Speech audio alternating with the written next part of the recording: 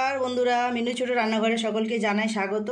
চলে এলাম আজ আবারও একটা দারুণ স্বাদের রেসিপি নিয়ে। এটা নতুন রেসিপি নয় ঠিকই, কিন্তু সকলের বেশ পছন্দের একটা রেসিপি। এই দেখুন, আগে জিনিসটা দেখিয়ে দিই কী নিয়েছি।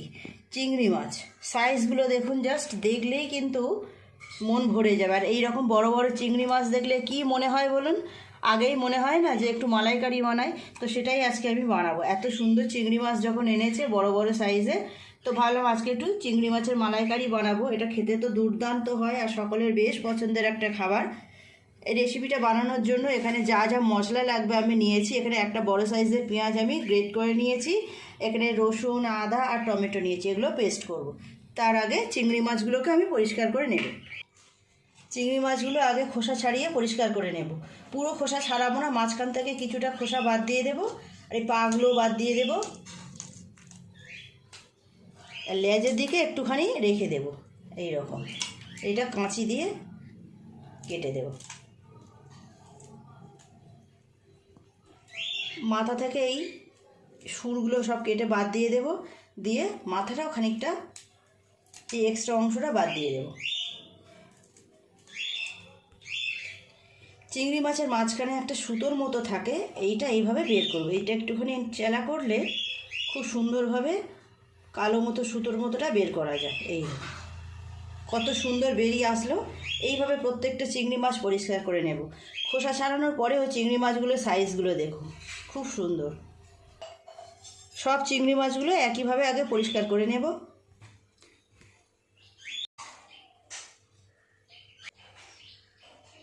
চিংড়ি মাছগুলো হালকা করে ভেজে নেব। আগে অল্প একটু হলুদ গুঁড়ো দেব, নুন,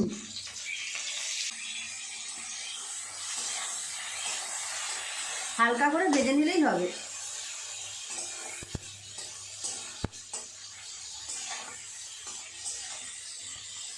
বন্ধুরা, আমি বেশ কিছুদিন যাবৎ ইউটিউবে ভিডিও দিতে পারিনি, আপনারা কিছু মনে করবেন না। গতকাল থেকে আবার দেওয়া শুরু করেছি। প্লিজ আপনারা দেখবেন ভিডিওগুলো, ভালো লাগলে লাইক করবেন, কমেন্ট করে জানাবেন, আমার সাথে থাকবেন।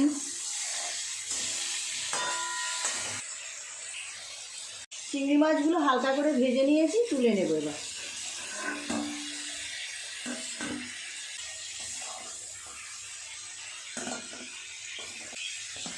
এই তেলের উপরে আরও অল্প একটু তেল দিয়ে দেব।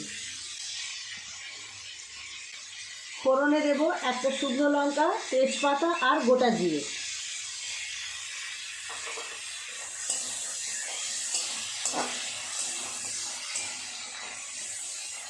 ফোড়নটা একটু নেড়ে চেড়ে ভেজে নিয়ে দিয়ে দেব গ্রেট করে রাখা পেঁয়াজ। পেঁয়াজটা আপনারা কুচিয়েও দিতে পারেন।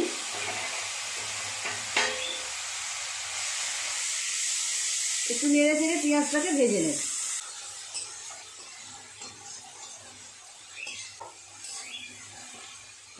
পেঁয়াজটা খুব ভালো করে ভেজে নিয়েছি। এর উপর দিয়ে দেব আদা রসুন বাটা, আর দেব টমেটো পেস্ট। সব কিছু একটু ভালো করে নেড়ে চেড়ে ভেজে নেব। খুব ভালো করে আদা রসুন পেঁয়াজ এইভাবে একটু নেড়ে চেড়ে কষিয়ে নিয়েছি। এবার এক এক করে এর উপর মশলা দিয়ে দেব। হলুদ গুঁড়ো দেব 1 চামচ, লঙ্কা গুঁড়ো দেব 1 চামচের একটু কম, আর দেব ধনে আর জিরের গুঁড়ো 1 চামচের একটু কম। নুনটা দেব স্বাদ মতো। অল্প একটু জল দিয়ে খুব ভালো করে মশলাটাকে কষিয়ে নেব।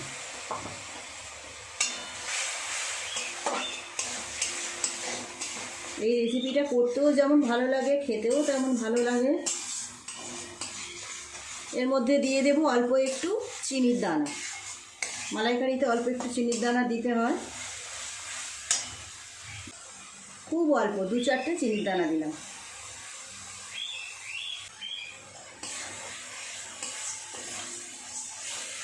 দু 3 মিনিট সময় নিয়ে খুব ভালো করে মশলাটাকে কষিয়ে নেব।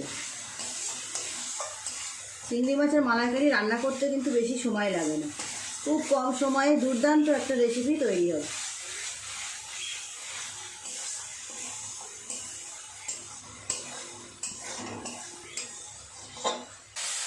খুব ভালো করে মশলাটা কষিয়ে নিয়েছি, মশলা থেকে তেলও ছেড়ে গেছে। এবার দিয়ে দেবো নারকেলের দুধটা। আমি এমনি জল আর দেবো না, পুরো নারকেলের দুধ দিয়ে এটা বানাবো। খুব ভালো করে একটু ফুটিয়ে নেব ঝোলটা, তারপর চিংড়ি মাছগুলো দিয়ে দেব। খুব ভালো করে গ্রেভিটা ফুটে গেছে, এবার দিয়ে দেব ভেজে রাখা চিংড়ি মাছগুলো। চিংড়ি মাছের যে তেলটুকা ছিল ভাজা তেল, সেটাও দিয়ে দিলাম। খুব ভালো করে একটু ফুটিয়ে নেব। খুব ভালো করে চিংড়ি মাছ দিয়ে ফুটিয়ে নিয়েছি। গ্রেভিটা এরকমই নামাবো। আপনারা চাইলে আর একটু কমও করতে পারেন গ্রেভি, বা আর একটু পাতলাও রাখতে পারেন, কোনো ব্যাপার না। দিয়ে দেব গরম মশলা বাটা, আর দেব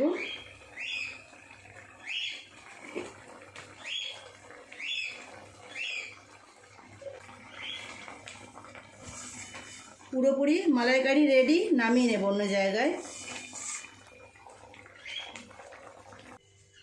এই জায়গার উপরে ঢেলে নেব। গন্ধটা কেমন বেরোচ্ছে? খুব সুন্দর গন্ধ বেরোচ্ছে। এখন থেকে প্রতিনিয়ত যেমন আগে ভিডিও আসতো সেই রকমই ভিডিও আসবে, আপনারা দেখবেন, পাশে থাকবেন। তৈরি হয়ে গেল পুরোপুরি চিংড়ি মাছের মালাইকারি। কেমন দেখতে হয়েছে দেখুন, অসাধারণ সুন্দর গন্ধ বেরোচ্ছে। যারা কোনোদিনও বাড়িতে বানাননি, একবার এইভাবে বানিয়ে দেখবেন, সকলের কিন্তু খুব ভালো লাগবে। প্লিজ বন্ধুরা, রেসিপিটা কেমন লাগলো কমেন্ট করে জানাবেন। ভালো লাগলে একটা লাইক করে দেবেন। আমার চ্যানেলটি এখনও পর্যন্ত যারা সাবস্ক্রাইব করেননি, প্লিজ আমার চ্যানেলটি সাবস্ক্রাইব করে পাশে যে বেল ঘন্টিটা আছে সেটি অবশ্যই ক্লিক করবেন। তাহলে যখনই আমি এইরকম সুন্দর সুন্দর নতুন নতুন রেসিপির ভিডিও আপলোড করব, সবার আগে তা আপনার নোটিফিকেশনে পৌঁছে যাবে। সকলে খুব ভালো থাকবেন। দেখা হচ্ছে পরের দিন নতুন কোনো রেসিপির সাথে। নমস্কার।